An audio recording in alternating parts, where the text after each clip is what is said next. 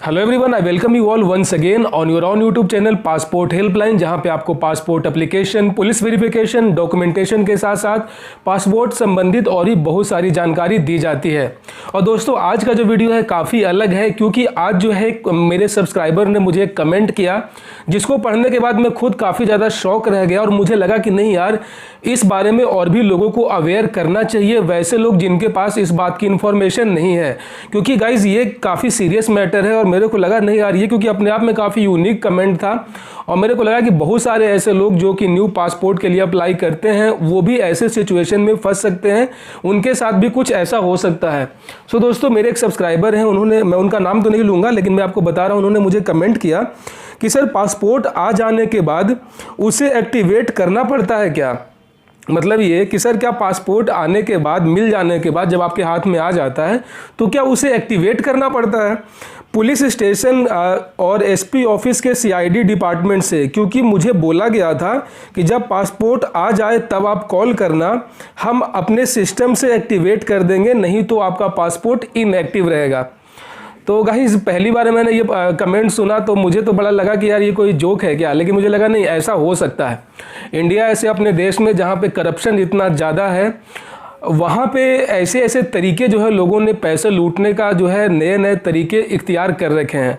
और ये जो कमेंट था ये एक्चुअल में उन्हीं तरीकों में से एक था कि किस तरीके से भोले भाले लोगों से पैसे ऐंठा जाए।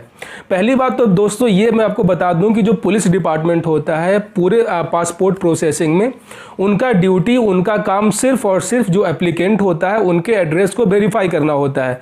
मीन्स कि उन्होंने जो एप्लीकेशन में जो एड्रेस दिया है वो वाकई में वहाँ पे रहते हैं कि नहीं, या फिर उनका जो कह सकते हैं कि वहाँ पे जो उनका घर है वो परमानेंट एड्रेस है या नहीं। कुल मिला जुला के उनका काम सिर्फ और सिर्फ यही होता है कि आप उनके एड्रेस को वेरीफाई करें जो उन्होंने पासपोर्ट एप्लीकेशन को दिया है, दैट्स इट। उसके बाद जो है वो अपना रिपोर्ट जो है फाइनलाइज करके जो है आरपीओ ऑफिस में भेज देते हैं, जहाँ पे आपके एप्लीकेशन का जैसे ही उनके पास जो है पुलिस रिपोर्ट क्लियर मिल जाता है, उसके बाद आपके पासपोर्ट का जो फर्दर प्रोसेस होता है प्रिंटिंग का, वो इनिशिएट कर दिया जाता है। अब दोस्तों, मैं यहाँ पे आपको बता दूँ, पुलिस डिपार्टमेंट का काम तब तक ही रहता है जब तक कि वो अपना रिपोर्ट आगे नहीं फॉरवर्ड कर देते हैं। जैसे ही रिपोर्ट फॉरवर्ड होने के बाद रीजनल पासपोर्ट ऑफिस को पुलिस रिपोर्ट मिल गया, उसी समय जो है पूरे पासपोर्ट प्रोसेसिंग में पुलिस का जो रोल है वो ख़त्म हो जाता है। क्योंकि आपका जो क्लियर पुलिस रिपोर्ट है, वेरिफिकेशन का जो एड्रेस का आपका रिपोर्ट है वो बिल्कुल पॉजिटिव होकर आप उसमें पास कर गए हैं और वो इन्फॉर्मेशन चला गया है अब रीजनल पासपोर्ट ऑफिस, जहाँ पे पासपोर्ट प्रिंटिंग होता है। ऐसे में जब ये रिपोर्ट वहाँ पे चला गया तो उनका काम ख़त्म हो गया, अब इनका कहीं से कोई भी रोल नहीं है। अब दूसरी बात रही कि पासपोर्ट एक्टिवेट किया जाता है क्या? यार, तो मैं ये बताना चाहूँगा कि पासपोर्ट है, कोई सिम कार्ड तो है नहीं कि वो पहले से बना हुआ था तो उसको एक्टिवेट करना पड़ेगा। भाई, पासपोर्ट आपका तभी प्रिंट हुआ है जब आपकी सारी जानकारी को, आपके सारे जो डॉक्यूमेंटेशन है वो सारा आप पास कर चुके हैं ऑलरेडी, तभी जो है आपका एप्लीकेशन को कंसीडर किया गया और आपके अपने नाम से, जिस पे आपका ही फोटो लगा हुआ है, वो पासपोर्ट छप चुका है। क्योंकि सिम तो पहले से ही बन जाता है, उस पर जो सिम खरीदने वाला होता है उसको उससे अटैच करते हैं तो वो एक्टिवेट होता है। लेकिन पासपोर्ट जो है आपके नाम से ही बना है, वो आपके नाम से ही इशू हुआ है। तो जैसे ही रीजनल पासपोर्ट ऑफिस जो है प्रिंटिंग प्रेस को ये इन्फॉर्मेशन देता है कि भैया इस फाइल नंबर का पासपोर्ट आप प्रिंट करो, ये पास हो चुका है, मतलब ये कि पासपोर्ट डिपार्टमेंट के सिस्टम में आपका जो एंट्री होता है, जो आपके रिकॉर्ड होते हैं, जो आपके डिटेल्स होते हैं, वो वहाँ पे आपके डाटाबेस में रिकॉर्ड कर दिए गए और वो उसी समय एक्टिवेट हो जाता है।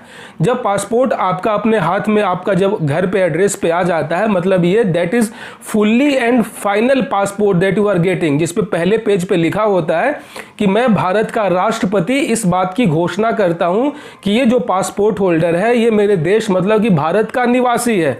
मतलब कि आपके पासपोर्ट पे राष्ट्रपति ने, जो आपके देश का जो प्रथम नागरिक होता है, उसने इस बात की घोषणा कर दी है कि ये पासपोर्ट जो है असली है और ये जो बंदा है ये मेरे देश का नागरिक है।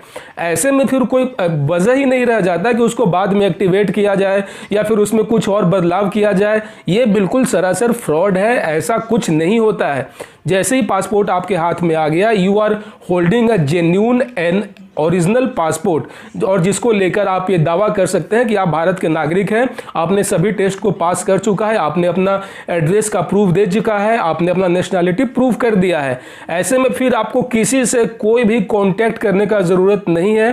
कोई आपसे पैसे मांगता है कि आपका पासपोर्ट को मैं एक्टिवेट करूंगा, वो करूंगा, तो आप बिल्कुल जो है उनकी बातों पर ध्यान ना, ये सब फर्जीवाड़ा है। आपसे पैसे ऐंठने के सब नए नए तरीके होते हैं। कितनी बार तो लोगों के जो है पुलिस वेरिफिकेशन के समय में ही उनसे पैसे मांगे जाते हैं। तो ये सरासर गलत है और ये करप्शन के केस में आता है।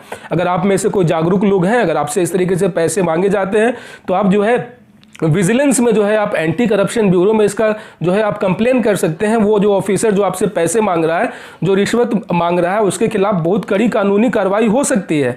ऐसे में दोस्तों मेरे वीडियो बनाने का मकसद ये है आप सभी को अवेयर करना कि जो है पासपोर्ट डीएक्टिवेट या एक्टिवेट ऐसा कुछ इसमें सिस्टम होता ही नहीं है। आपका पासपोर्ट प्रिंट हो गया, that is original and activated passport, उसमें फिर कोई भी छेड़छाड़, कोई भी बदलाव नहीं किया जा सकता है।